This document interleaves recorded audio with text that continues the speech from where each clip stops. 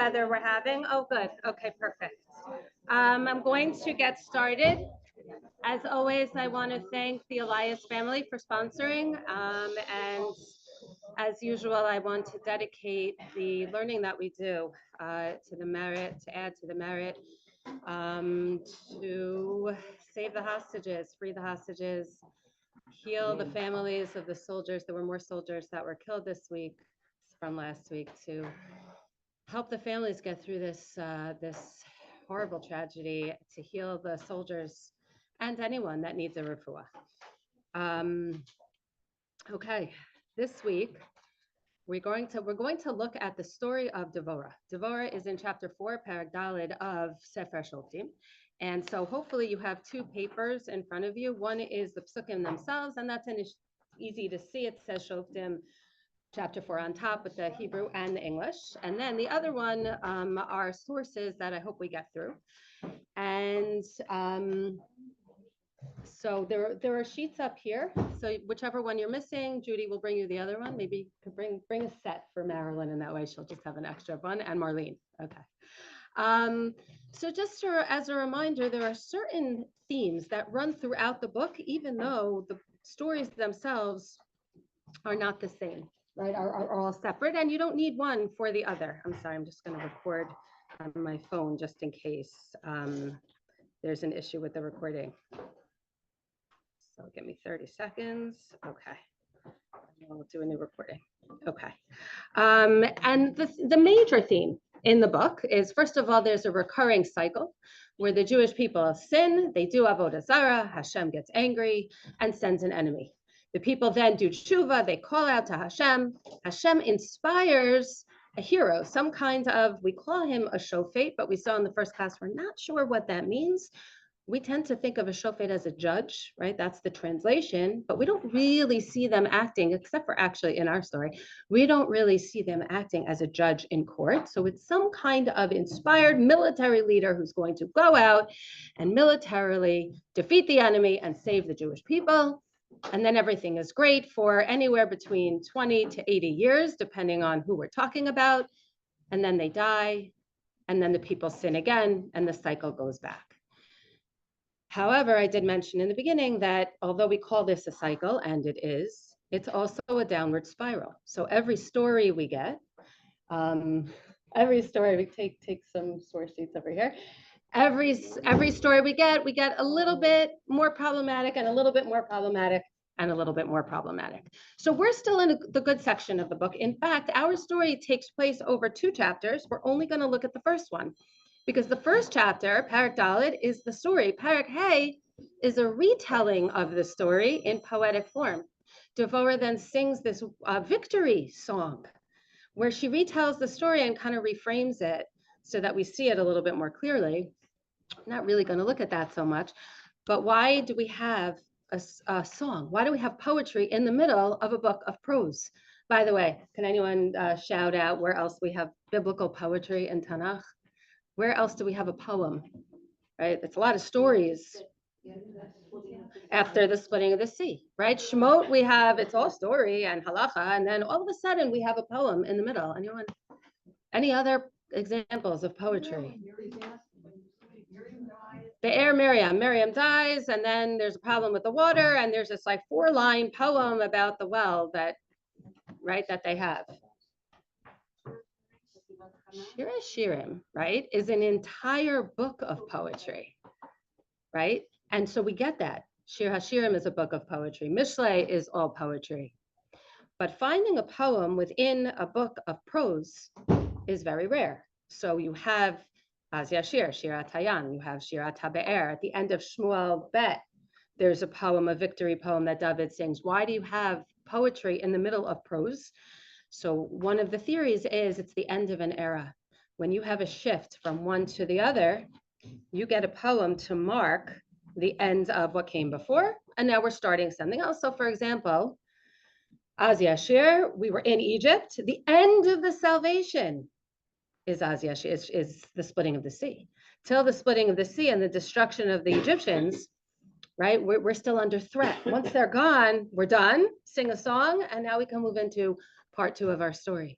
So it's an interesting question as to why do we have a song here in the middle of Sefer Shoftim? And one suggestion is because this is if you split the book of Shoftim in half, we have the good Shoftim, Otniel, we have Ehud from last week, Devorah from this week, and starting afterwards with Gidon, they become more problematic.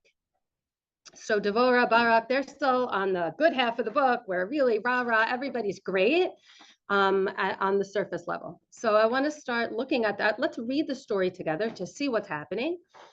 And then we'll see if we can analyze it on a surface level, right? What's the first primary level, and then peel away some layers and see what are the other messages from this story.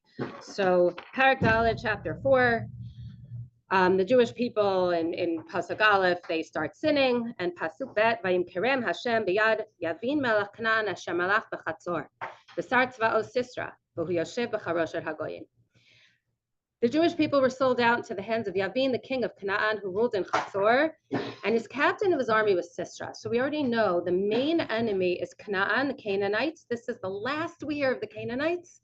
After this, all the enemies are going to be from the outside. And the main enemy, the leader, is named Sisra. Vayitzaku b'nei Yisrael el Hashem, ki kshamei rechev barzel lo, v'hu lachat et b'nei Yisrael b'choska esrim shana. The Jewish people cry out to Hashem because Canaan has 900 iron chariots. This is the beginning of the Iron Age. Historically speaking, iron is a natural metal. It's a strong, right? Maybe arguably the strongest metal that exists. But in order to be able to use it, to work it, you have to heat it to melt it so you can bend it into the shape you want. In order to heat up iron, it requires very high temperatures, and people at large did not have the technology to get the iron to that temperature until the beginning of the Iron Age. And it seemed like the Canaanites had this technology and the Jewish people didn't. So they have these iron chariots and the Jewish people don't. So if you're right, so they have, not only do they have soldiers, and we're going to see they have multitudes of soldiers, they have 900 iron chariots. In modern day language, read that as tanks. They have tanks, we don't have tanks. Pasuk Gimel, Devorah, Isha Nevi'ah Eshet Lapidot. Devorah, the wife of Lapidot, she judged the people at that time. She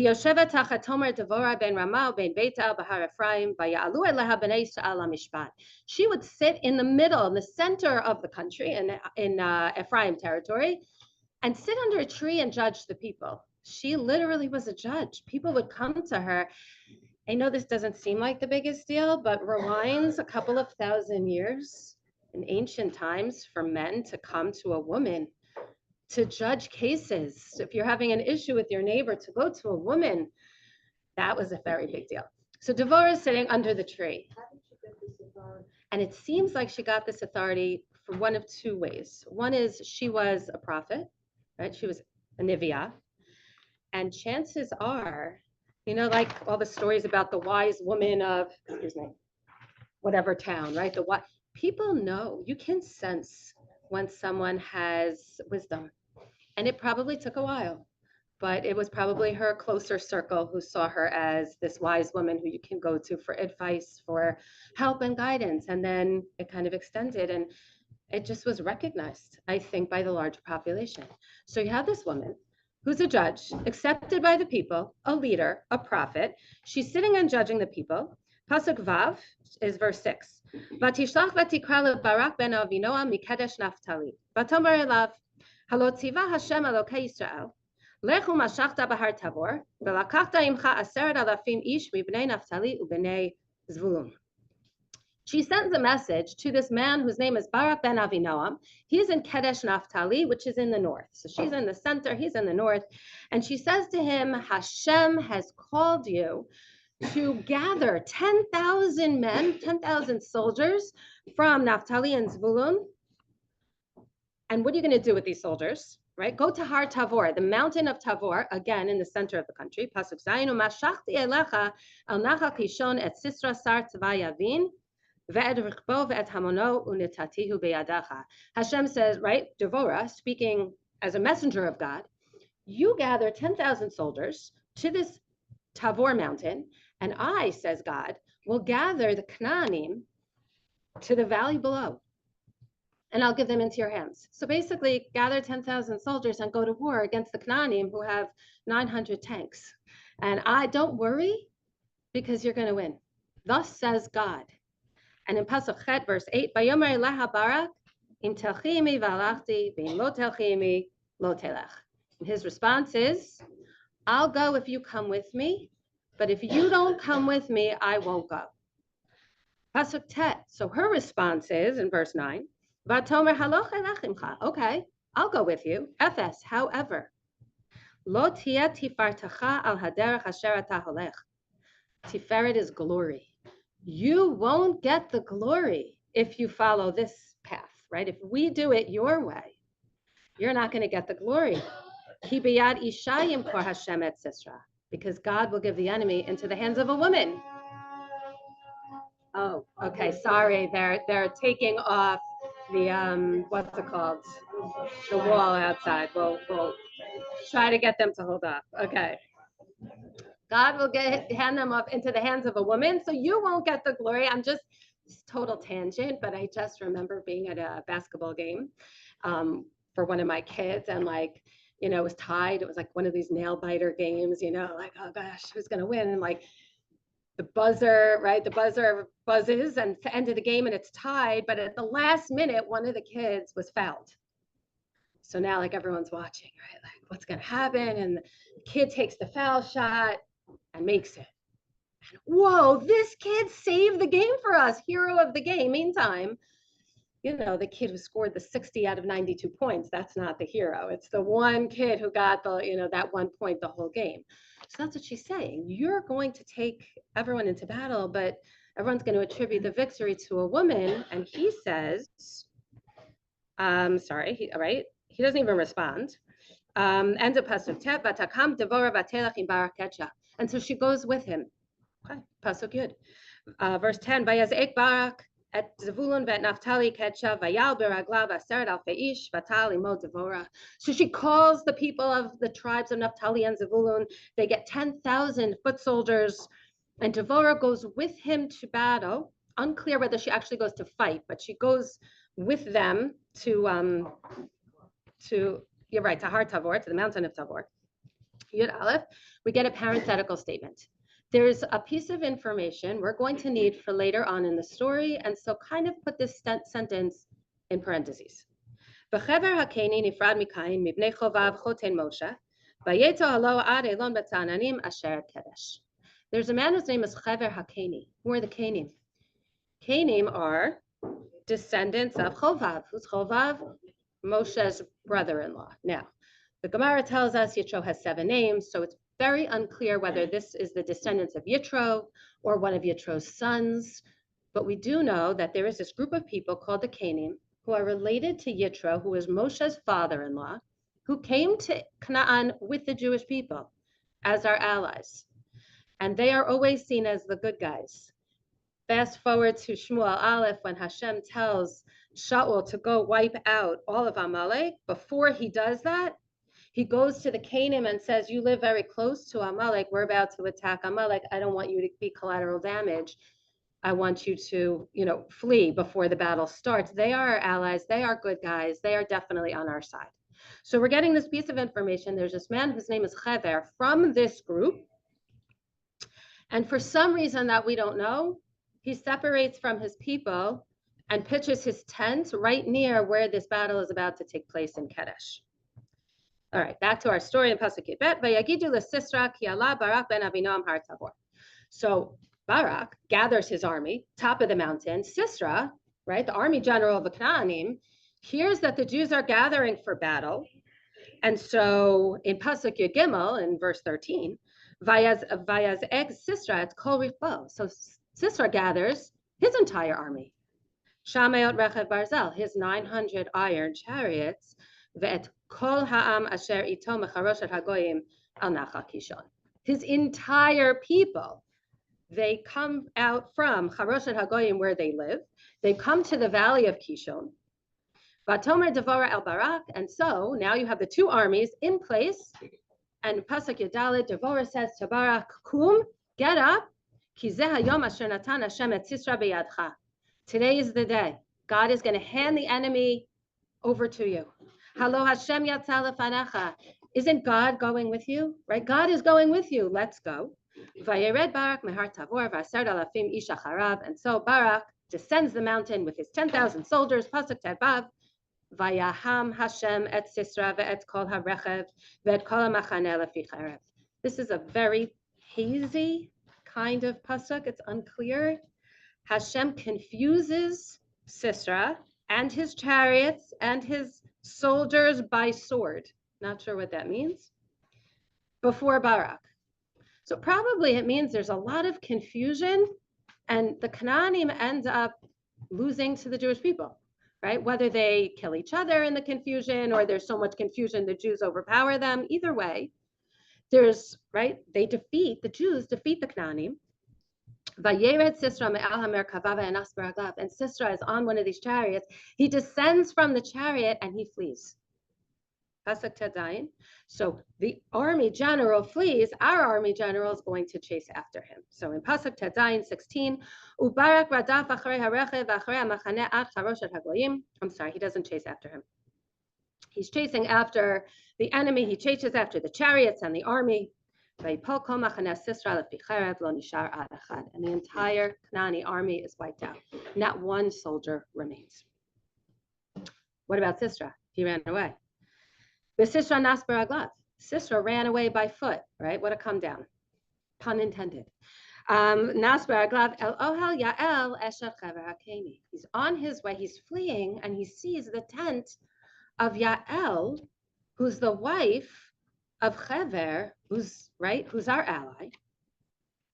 Ki shalom ben Yavin melech Hatzor ben Chaver hakeni. However, piece of information that's very important to know, there was some kind of peace deal between Chaver and the Canaanite king. So maybe that's why he's separated from his people, unclear. But he seems to be, in the eyes of Sisra, who's the army general of the Canaanim, Chaver is an ally because it was peace. So he sees the tent of Yael. Vatetze Yael in 18. Vatetze Yael likrat Sisra. And Yael comes out of her tent. And she says to Sisra, Vatomer elav Sura Adoni, Sura Elai, Al Tira. Vayasar Elaha Ohala, Vatechaseu Basmicha. She says, come, turn aside, come into my tent. Don't worry. And he comes in and she covers him with a smicha, which today in modern Hebrew is a blanket. Back in the day, it was more of a rug kind of thing. What sounds you hear in Pasuk Yazayin? Vatomer, right, Vata'al, I'm sorry, Vatetzeya al likrat Sisra, Vayomer elav Sura Adoni, Sura Elai, Al Tira, Vayasar Elaha Ohala, Vatechaseu Basmicha. She's setting him up for the kill. Oh, she is. But there's a sound that's repeated in this pasuk, and it's the S sound. Very soothing. Don't worry. Come into my tent. Don't worry. It'll all be okay. I'll cover you up, not with a blanket, like so you could go to sleep, but I'm going to cover you up so no one see. Even if someone comes in, they won't see you. We're like putting the rug. There is. Yes. So she brings him into the tent. She covers him up. Pasuk Yetet, Vayomer elaha ashkini na ma'ayim ki tameti. He says, I'm very thirsty. I need a little water. Vatifkach enod hachalav. So she opens up. She has a skin of milk. Vatishakehu, vatichasehu. She gives him to drink. She covers him up.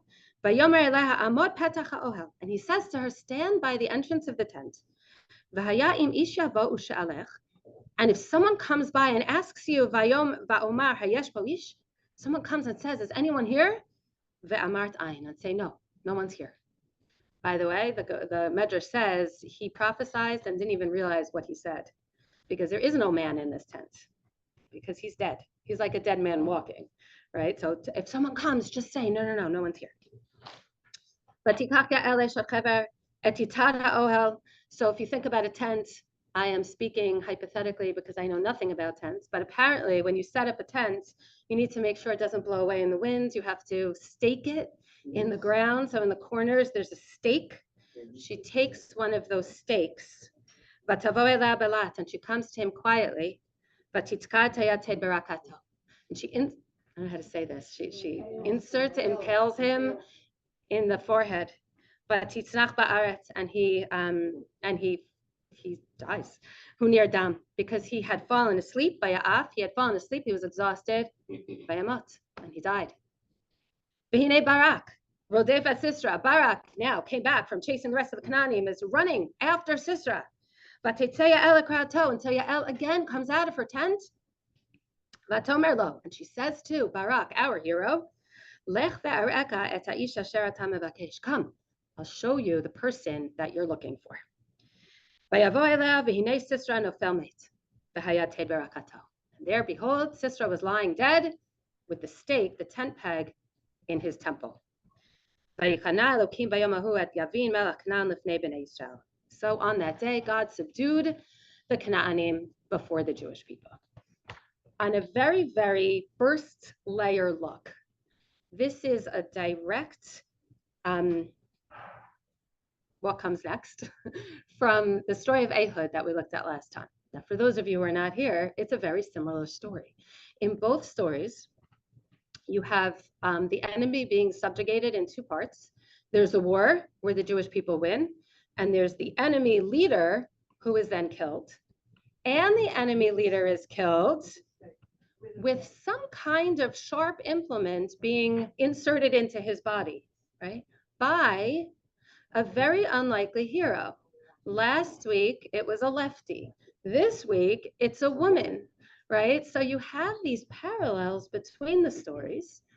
I think that, right, on the one hand, it just follows the pattern, but you take it to the next level even, because if you take a look at the words that I bolded, if you start on the first side, the words that are here, that are bolded, are supposed to draw your attention to the parallels between Barak, the army general of the Jewish people, and Sisra, the army general of the Canaanim. So you have in Pasuk Yud, verse 10, I'm sorry, I only bolded it in the Hebrew.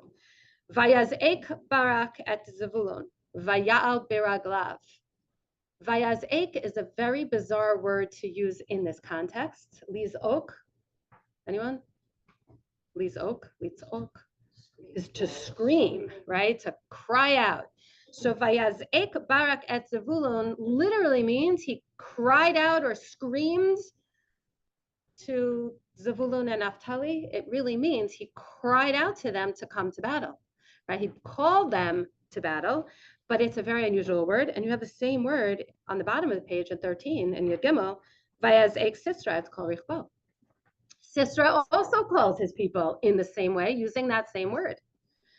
You have Vaya'al beraglav, and if you turn the page, Barak is Vaya'al beraglav, he goes by foot. And if you turn the page in Pasuk Yud Zayin 17, Sisra nas beraglav, so they're all on foot. However, right, there's even in Pasuk Yud Daled, Vayered Barak mehar Tavor, Barak goes down from the mountain to engage in battle.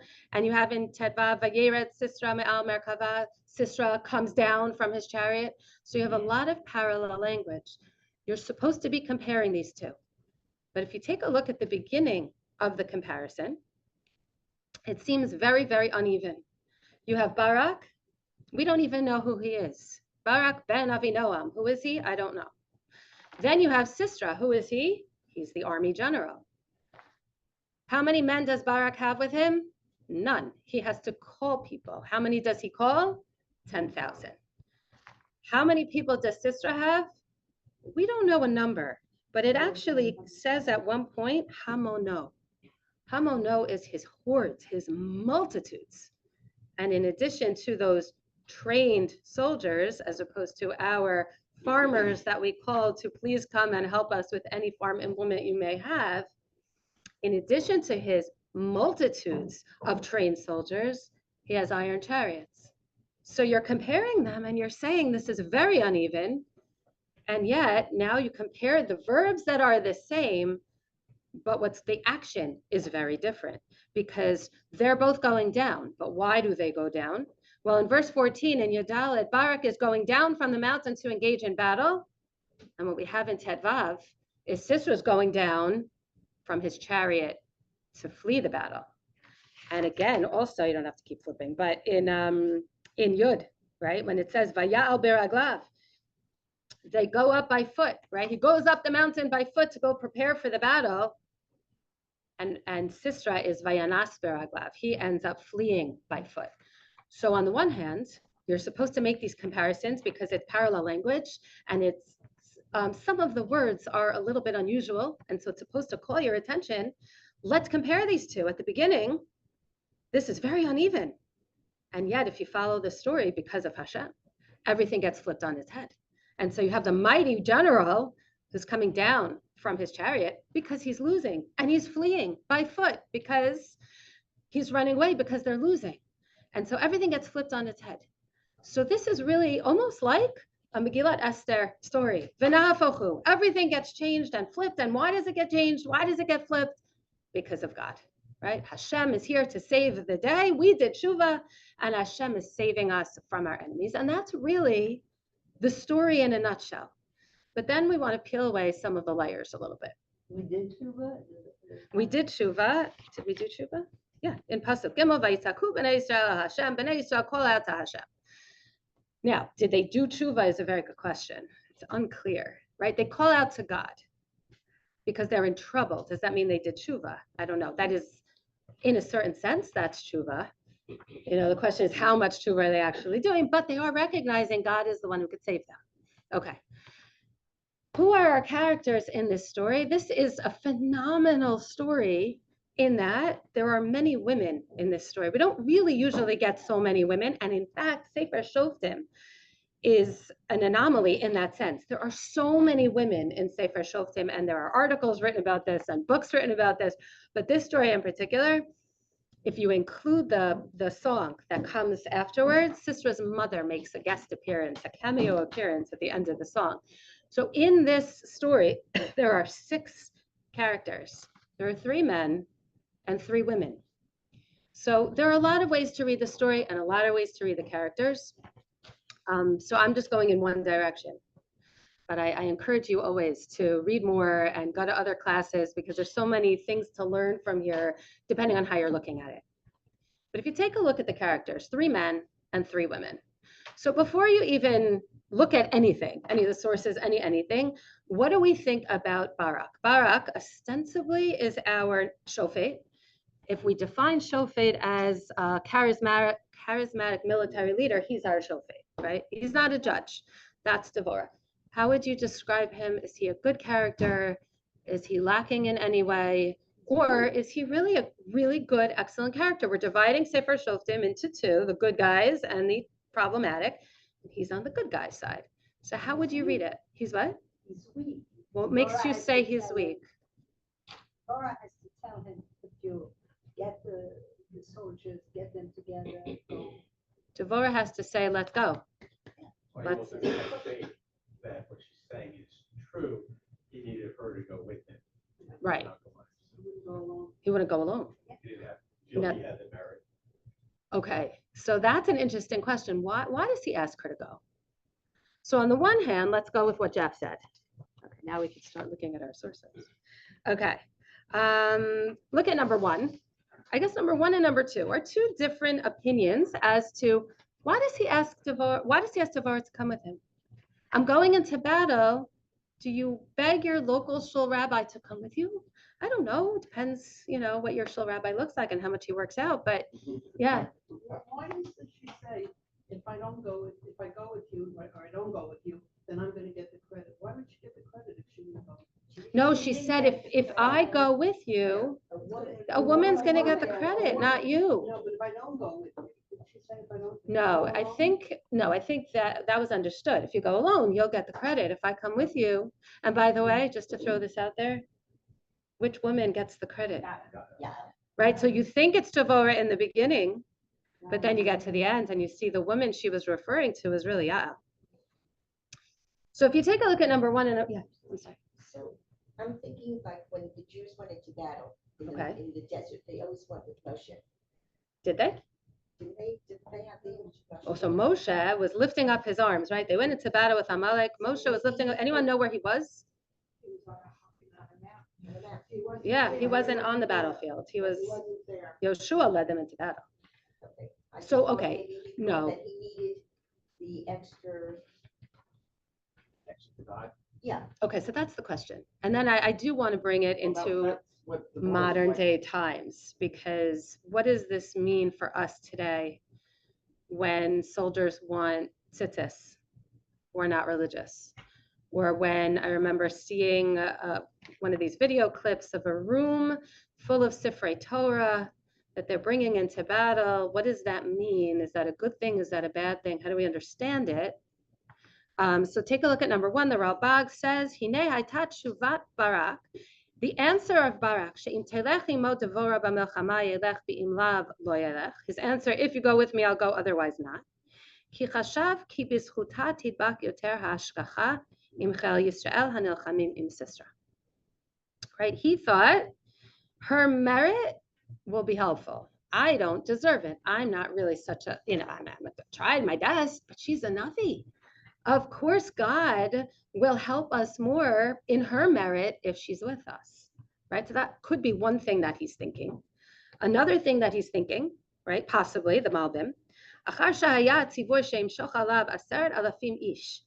Amar sheim lo telech imo lo ya'aminu lo ha'am. V'lama yelech b'chinam. One option is she told him, go to war and try to gather 10,000 Jewish people with you. If I said on Shabbos, I get up in shul and I say, okay, listen, there's going to be a secret mission to save the hostages on Sunday, but it's up to us. We're going to, after Shabbos, us in this room, we're going to get on an airplane and we're going to go into Gaza. I don't really have anything. I take anything you have in your house. I don't really have any special gear to give you. I don't have vests. I don't have, we're going to go and save the hostages. God said so. I don't know how many of you would be with me on this one. Now, however, if I said Roz got a message from her husband who has connections high up, right? That we are going to be part of a larger plan as a decoy, but there are going to be snipers. They're going to be protecting us. There's a whole plan. We don't know the plan, but Ross' husband, he's got us covered. Don't worry. Maybe we might get some more volunteers. So he's saying, I'm supposed to gather 10,000 people because I said, let's go fight the enemy with 900 iron chariots. I don't think so. But if you come with me, maybe people will join. So it wasn't so much I don't believe in God, so much as I need your help in gathering people. What do you Or mean by the word providence? providence, God's protection, Okay. divine providence. Achar she'odia lo she'yipol b'nes. Credibility, you're saying. And he was just a no one? We don't know. We have no idea who he is. And it could be that he was the leader. It could totally be that what do you mean no one's going to go with you? You're a mighty warrior. We don't know.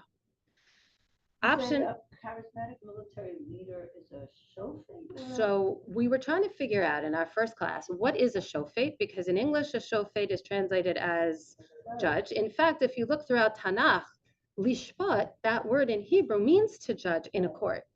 Except for Devorah, we don't see a single one of the characters. Not one of the shoftim in our book actually sits and judges the people, except for Shimshon, which I don't want to give anything away to those of you who've never met Shimshon, but those of you who have encountered Shimshon, that is an interesting, that would be an interesting translation. Shimshon was judging the people as a judge.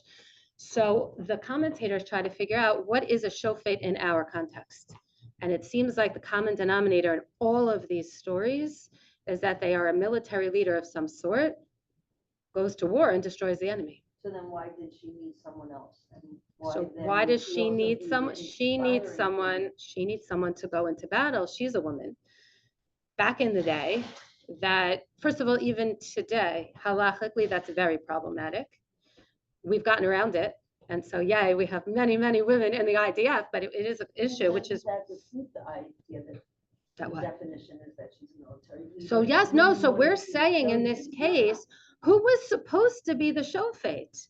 Was supposed to be not Devorah. It was supposed to be Barak. He was supposed to be the shofet. So why did she have merit that God spoke to her? In other words, She's a Navi, right? he knows that? Yes, everyone knows, right? She's described as a Navi. He's supposed to be the shofet. He's supposed to go into battle and defeat the enemy, and yet she goes with him. you don't know his story. It may not be a Okay, story. so hold on one second, because I wanna make it better. His second option is achar she'odialo she'yipo b'nes, chashav ki zechuto eino maspik l'nes. L'nes kazeh, rak im telech she'az yeh hanes b'zchuta, and that's what Jeff said, right? That obviously we're gonna need a miracle against these people, and I don't know that I am great enough on my own to merit this miracle. I need someone who has a little bit more merit, right? To, again, in our scenario, if we're going into Gaza to save the hostages, just the 30 of us with no equipment, I'd feel a lot better if I had like Alav Hashalom, the Lubavitcher Rebbe with us. I don't know. I kind of feel like maybe that would help, even though, in a different way than militarily. Who was commanded to do it? Plus above, I don't know, it says, Lo Tzivah Shalom, Ken Yisrael.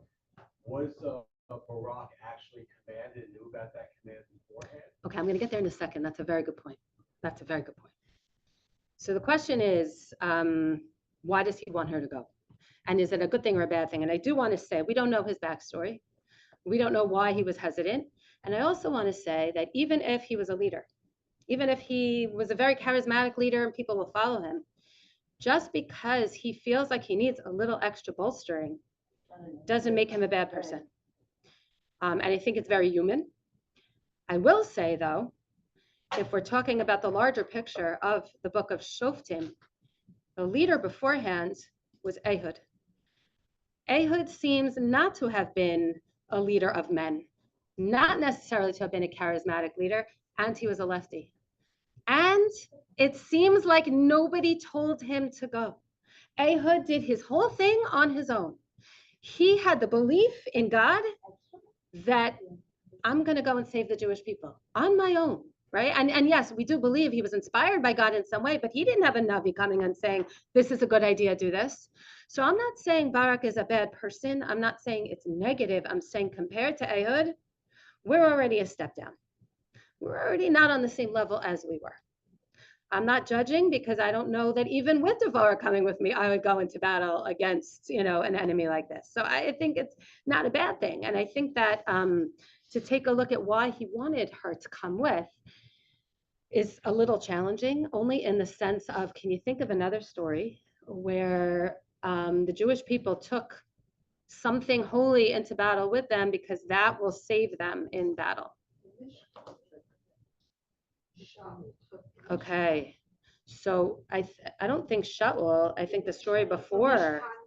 Okay, so first of all, we do know, right? We know that the Aron went into battle with the Jewish people. It seems like it's not a problem to take the Aron into battle, and there's a whole machloket about, are there two Arons, right? And if those commentators who feel that there are two Arons, one with the luchot that were broken and one with those that were whole, they believe that it was the Aron with the broken luchot that was taken into battle. Okay, so that's really a great thing. But if you remember the story, Eli HaKohen was after the book of Shoftim is done, we have one last Shofet in the book of Shmuel. Eli, he was a really good person with very corrupt sons. And the Jewish people go to battle with the Plishtim and they lose. And the sons say, let's go back to the Mishkan, get the Aron and bring it into battle, because that way we'll win. And it's a terrible loss. People are slaughtered. The Aron is taken. And the question is, what did they do wrong? I don't know. You're supposed to take the Aron into battle, right? The story of Abraham and Lot, what did he take with him? In other words, one goes through the fire with faith. Oh, yes, right. So that's the question. How are you looking at the Aron? Is it the Aron is with us as almost like we're taking God into battle with us in the sense of our behavior and our faith and our emunah bitachon? Or are we taking the Aron into battle because God won't let the Aron be taken, and that way he'll be forced to save us? So we're using the Aron? It's all about your thought process. Is he bringing a Navi into battle with him because God won't kill the Navi and then we're all safe? Or is he really bringing her for her merit? It seems like the latter. It really seems like he really did have good intentions. You could flip the whole thing. Flip everything. We really don't know. realized maybe people weren't on the same merit as in Ehud's time, so they need more. Okay. And she's saying, no, give them a chance. Ah, okay. So here's the thing. Where's the problem then? Right? So I understand it's not my merit. I'm looking at it the right way. You have extra merit. Where's the problem? When God Yes. says, go do this, I promise you will win. What's the question? I understand you may be nervous. Okay. But if you go, and not only that, it's not, please come with us because I'd feel better if you tagged along, because maybe your merit will help. It's if you go with me, I'll go. If you don't go, I'm not going. God said, I will help you win. The odds are against you. Don't worry. And you're saying, I won't go unless you come. That's a problem, right? Why, what does it say God told you so? Okay, so now we're going to get to Jess Pasuk. Jess Pasuk is, right, in Pasuk Vav, Devorah goes and calls Barak. And what does she say to him? She says, Halot tziva Hashem Elokei Yisrael lechu mashachta bahar Tabor. So that could be translated in a bunch of ways. Halo is hasn't he, right? So it could just be, I want you to go because, hasn't he told you to go? Like almost as if to say, because God is telling you to go. But maybe you can read it as, hasn't he told you to go? Why haven't you gone yet? So a Navi is coming to tell Barak, go to war, but maybe it's hinted to that he had been told earlier and hadn't done it yet. In fact, she's sending messages to him saying, go gather the people. Maybe she had told him earlier, go gather the people, and he didn't do it. Hello, right? I'm sorry, I just lost it. Hasn't Hashem commanded you, go to Har Tavor and gather 10,000 soldiers? Go. And he says, only if you come with me. If not, I'm not going. And then they're on the top of the mountain. And this one it could be a little bit of a stretch. We could cut him a little bit of slack here, but second page, look at the top, Yodalid, Vatomer, Devar, they're on top of the mountain, they're gathered. The Canaanim are at the bottom, they're gathered. Vatomer, Devorah, al Barakum, Kizah Yom Asher Natan Hashem et Sisra B'yadecha. Get up. Today's the day God is going to help you in. Again, we could cut him some slack and say, okay, she's there, I'm waiting for a sign. But we could also say, what is he waiting for? He's on top of the mountain, he has his army. They're at the bottom, they have their army, go. And yet he's waiting for her to say, get up, come, go fight. What are you waiting for? So again, I don't want to be too judgmental because in his place, I don't even think I would have made it to the top of the mountain. However, if you're comparing him to Ehud, it seems like he needs a lot of pushing and prodding. Now, again, to go into battle, it's nice to say, where's his belief, where's his bitachon and emunah? That's a very nice thing to say. Me in the face of danger like this, it's a harder thing when you're actually in that space. However, he's not on the same level as Ehud. And what I want to do now is compare him to Devorah, right? Because we have foil characters. Is she considered at fault here at all? Okay, I'm glad you said that. Is she considered at fault here? So take a look at, who is Devorah? What do we know about her? So we know that she is Nivia, she's a prophet, and she's Eshet Lapidot. What does Eshet Lapidot mean? So a lapid in Hebrew is a torch. Okay. So now all the Mefarshim try to figure out, all the commentators want to know, what is a woman of torches? What does that mean? And you can explain Eshet in Hebrew, grammatically, you could say Eshet as in the name of a person. Eshet Lapidot, she's the wife of Lapidot. Or you can translate it as like Eshet Chayil, woman of valor. So she's either a woman of torches or the wife of torches. And so we have let's run the gamut of all of our options. And number 4, I'm going to skip 3 for a second. You skip 3. Oh, okay. So let's do 3. Okay. Number 3 is very, very, very loaded. Number 3 is from the Zohar, and it's part of a larger discussion. And no, I don't read the Zohar. I did get this from a book that I have at home, the encyclopedia. I don't remember what it's called, but this is, I did not do this. I do not learn the Zohar regularly. Okay. Woe to the man whose wife has to make the blessings on food at his own table because he's so ignorant. So too is Devorah. Oy ledor shelo nimtza behem mi sheyadin et ha'am ela nekeva achat. Woe to, who is the judge of the generation? Who is the one that everyone goes to for advice and for judgment? A woman? Ooh, what does that say about the generation?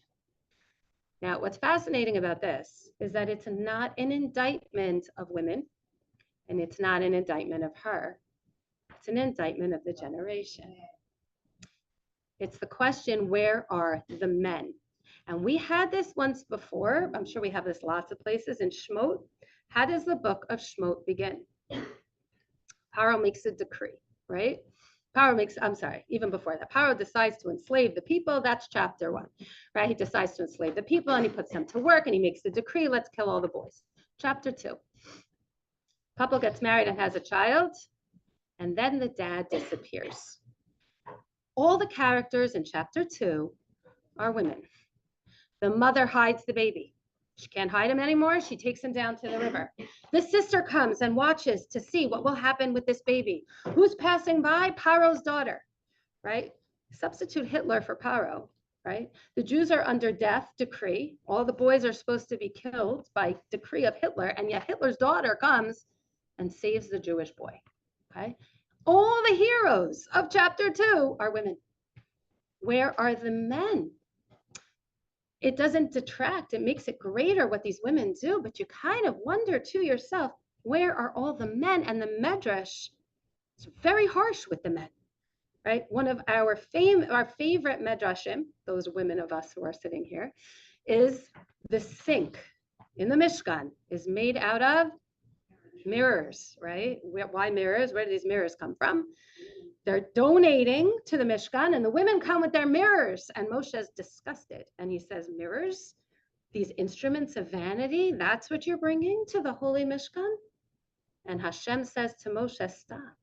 These aren't mirrors, instruments of vanity. These are mirrors that the women use to beautify themselves. Because when their husbands came in from the heavy labor, their husbands were discouraged. The husbands did not want to continue the Jewish people. Why are we bringing children into this world of slavery? And it's the women who use the mirrors to seduce their husbands to continue the Jewish people. And that Medrash is trying to tell you the men are not stepping up. It's the women who step up. But there's a problem in a society where the men have given up a hope. And so Devorah is, so you asked, right? Rivki asked, is she like, what was the word you used? Right, is she at fault at all? I'll tell you at the end, there's only one thing that the commentators fault her for. It has nothing to do with her position or her title or anything that she does here. She is seen as a heroine. So when the Zohar is saying poor generation that only has a woman to judge them, it's not women are negative, it's where are all the men? And she is portrayed as there's nothing wrong, that nothing that she can't do. Look at number 4, that Barbanel brings like a whole bunch of explanations as to what is Eshel Apidot. So number 1, and this is what Miriam was alluding to, but Amro Eshel Apidot, Amru Chazal. So in the Gemara Megillah, it says, what is Lapidot? Shaita osa pitzilot lamikdash. She would make the wicks for the oil lamps in the Mishkan. The larger medrash is her husband was ignorant. He wasn't a Talmid Chacham. He didn't know Torah, what was going to be his merit in the world to come. So she would make these wicks and she would give them to him and say, bring these wicks to the Mishkan so that they will have light. And the medrash goes on to say that she actually made them extra thick to increase the light in the Mishkan.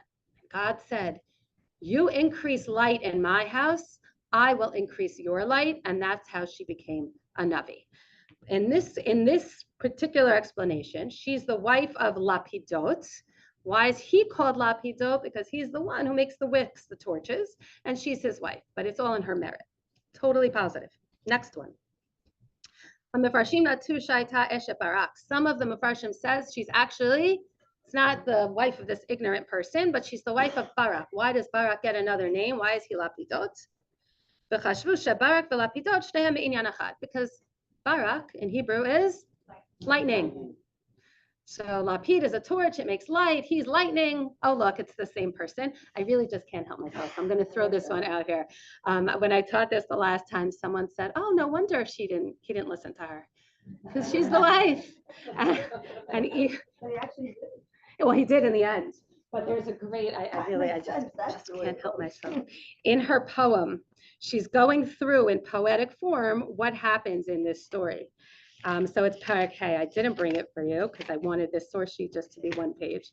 But in the story, it's broken up into different parts. So in the beginning, part number 1, she's going through like the history of what happened, and we were in trouble, and the Canaanim came, and it was terrible, and everything was really, really bad. And then, sorry, I'm just trying to find it.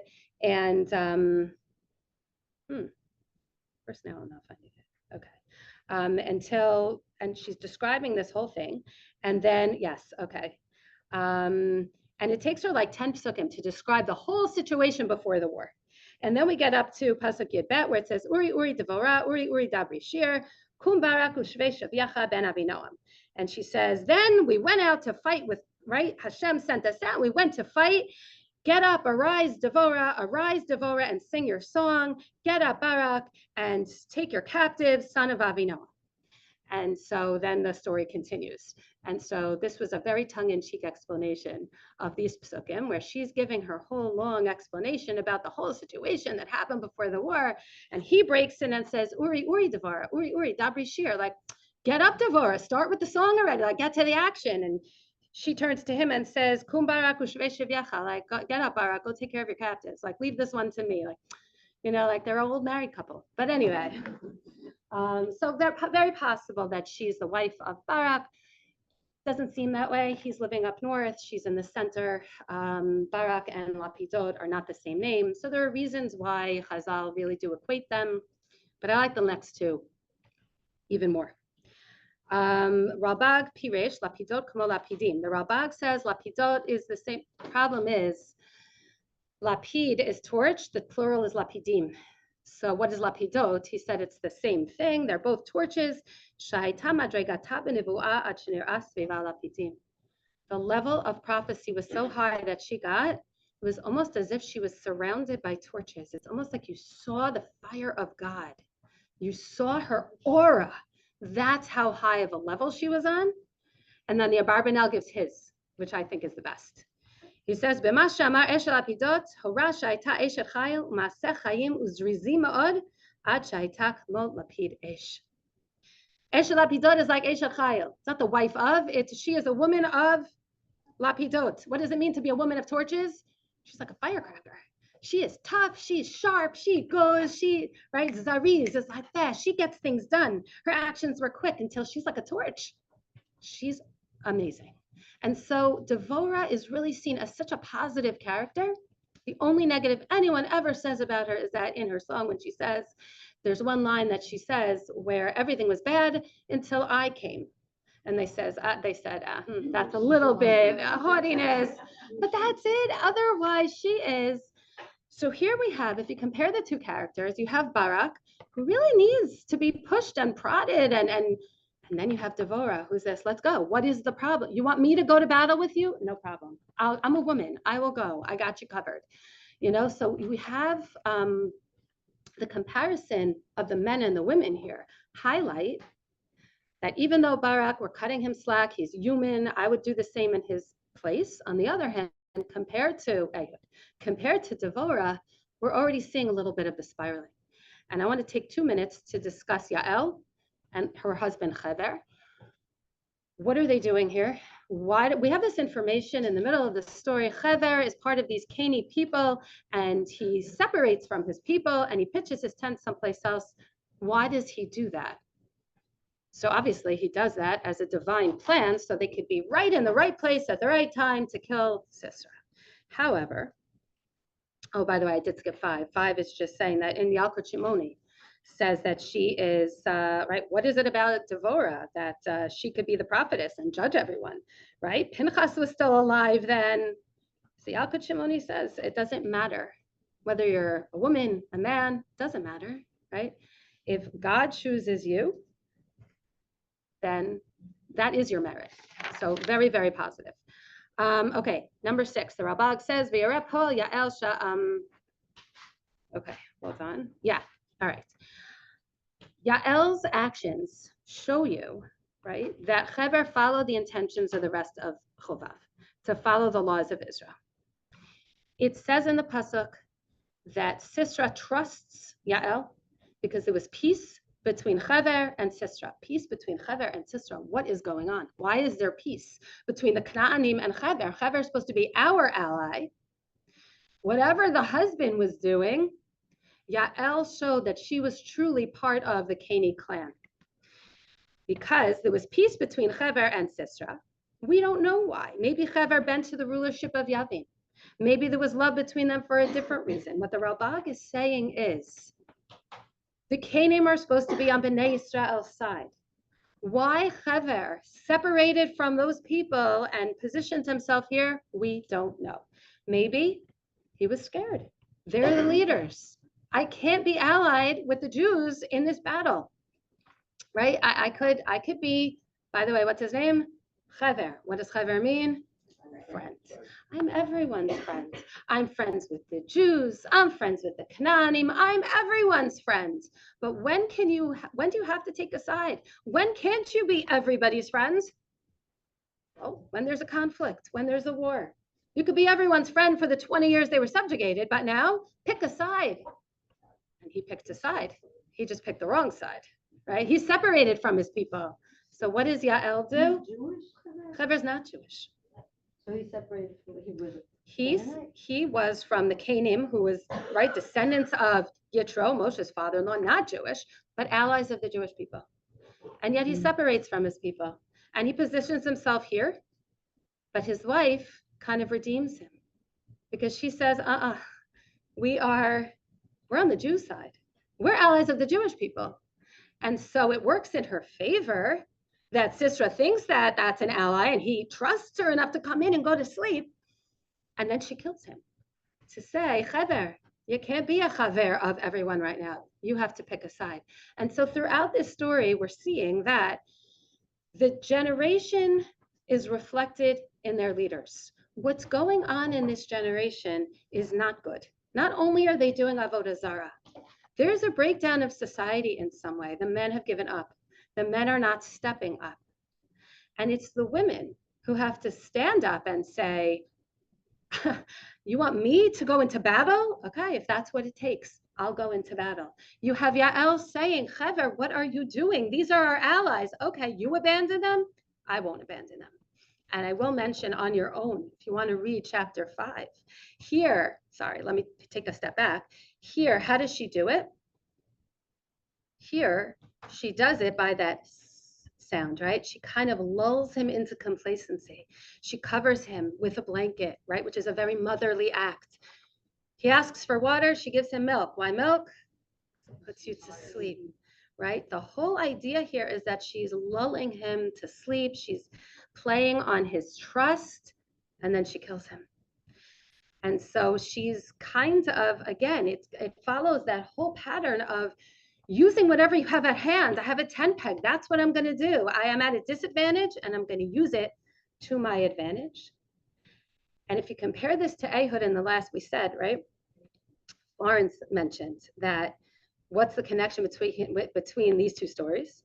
The ruler or the leader of the enemy is killed by a sharp object, right? By somebody who is unexpected, except that in the last parak, who was the unexpected hero? A man. What does that say here? It should have been a man here. That's the man's job, to go out to war and kill the enemy. And here the men are not doing it. And so the women have to be the ones to step up. So I think as a whole, we have a continuation of Hashem saving us in miraculous ways, right? We are subjugated, but when we do the right thing, Hashem saves us. We do have already a step down where we're still good. We're doing tshuva. We have good heroes. Barak is a good man. He goes even despite all odds. But, and I'll say one last thing, which is For those of you who were not here when Rav Rimon spoke, one of his major ideas was that it's kind of opposite of what we think. We think God with great miracles, that's what we're aspiring to, right? If God would come out with his chariot right now, sweep into Gaza, everybody, all of Hamas will fall down dead miraculously, and the hostages will just pop up from the earth. That is what we're praying for. Rav Rimon says no. He says God created this world and he chose the Jewish people to be his partners. And the ideal is for us to fight our own battles. The ideal is for us to solve our own problems and trust that he has our back. Trust that we're going to win because he's behind us. But we have to make our own effort. And actually, when Devorah says to Barak, go fight, what should have happened is he should have taken the army and gone to fight. But he needed miracles. And if you take a look at the last source on the sheet, it's from Shirat Devorah. What was this confusion? How did they win this war? What was the confusion? So this is from the Dot Mikra series, and many other people follow, that we get a hint of what actually happens in her song. Because in her song, she praises the heavens. Min hashamayim nilchamu hakochavim misilotam nilchamu im Sisra. From the sky they fought. The stars fought against Sisra. Nachal Kishon gerafam, Nachal Kidumim, Nachal Kishon tidruchi nafshi oz. Nachal Kishon swept them away. Nachal Kishon, right? May my soul march on with strength. What is a nachal in Hebrew? It's actually, we don't have an English word. It's a stream or a river or a valley. We don't have a word because in Arabic, the word is wadi, right? I know wadi Celt. Is there another like famous wadi? A wadi is a valley that is a valley in the summer, but then it becomes a river in the winter with rainfall. And so what the Dot Mikra suggests is, what was this confusion? This confusion was that it was the summer and they were meeting in battle at the valley by the base of the mountain. And all of a sudden the heavens open up and starts to rain. And the rain fills the valley with water so that this valley turns into a river, but not really a river, but so muddy that the iron chariots can't move, right? Those wheels get stuck.